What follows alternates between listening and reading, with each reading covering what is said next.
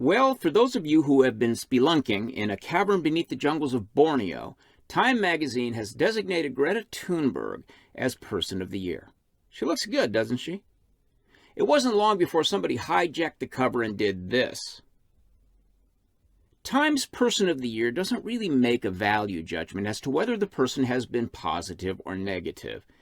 As Wikipedia says, Person of the Year is an annual issue of Time that features and profiles a person, a group, an idea, or an object that, for better or worse, has done the most to influence the events of the year. Okay, I get it.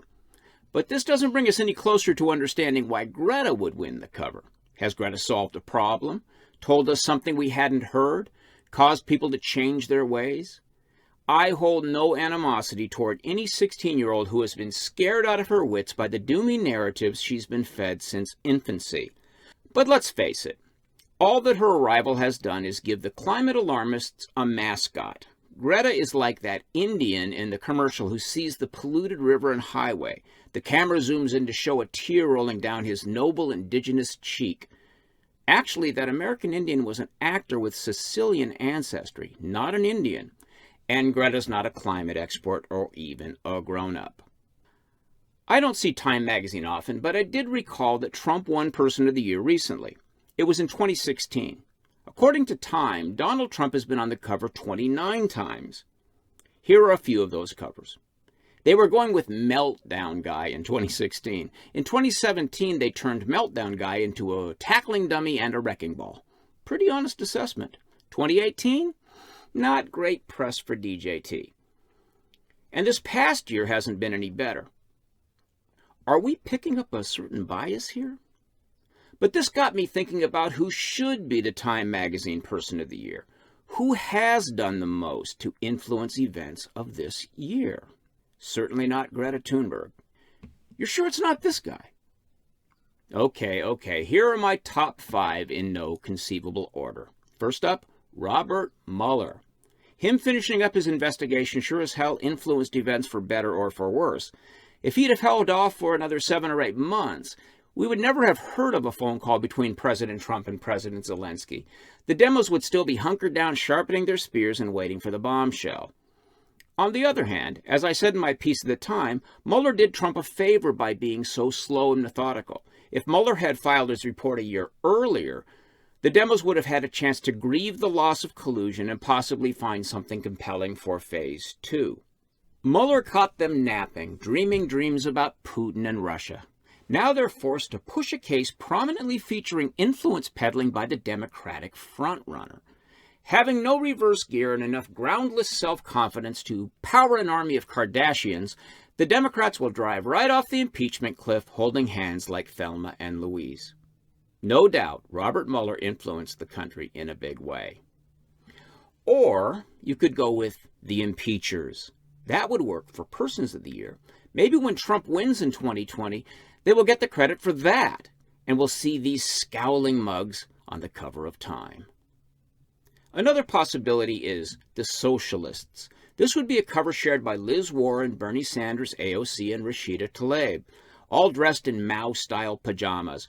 I can't recall any year in my life where there was more talk about socialism. Who can forget the second night of the first debate when 10 out of 10 candidates promised to give free health care to illegal aliens? You got to admit that the new socialists have influenced the political debate in this country. We'll be lucky to survive it. So yeah, the new and old socialists deserve the cover as much as these people did.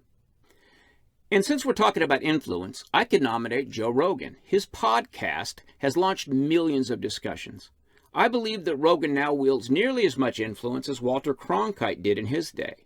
He is exposing regular dudes and chicks to ideas once only heard in universities or on C-SPAN. Rogan, together with maybe Jordan Peterson, Dave Rubin, Christina Hoff Sommers, Sam Harris, and Adam Carolla, would be a great Time cover. Certainly the torrent of ideas set forth by these guys every night dwarfs the influence of young Greta. Let's call this one the Podcasters. That's 4 choices that are better than a Swedish teenager. But there's one more. Last and certainly least, I give you this guy, the internet troll. Nobody has done more to twist the level of our national dialogue than this snack-addled basement dweller. With nothing but an internet connection, a crude command of English, and the uncanny ability to turn adults into fifth graders, internet trolls have forever changed the way we relate to each other.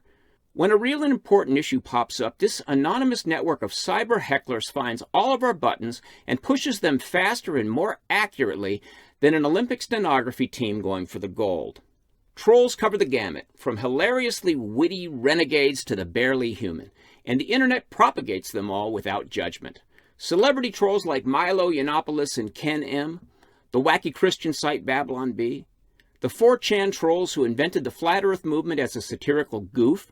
It goes on, as high as our own man in the White House and as low as the lazy millions who drop in a repeated phrase like, "Okay, boomer," or just the single letter Q.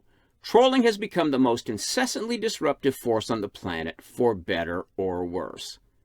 That's my 5. Now I throw the ball to y'all. Leave us your recommendations and have a great week. Thanks for watching. If you like this video, subscribe to our channel and then click the little bell to get notifications.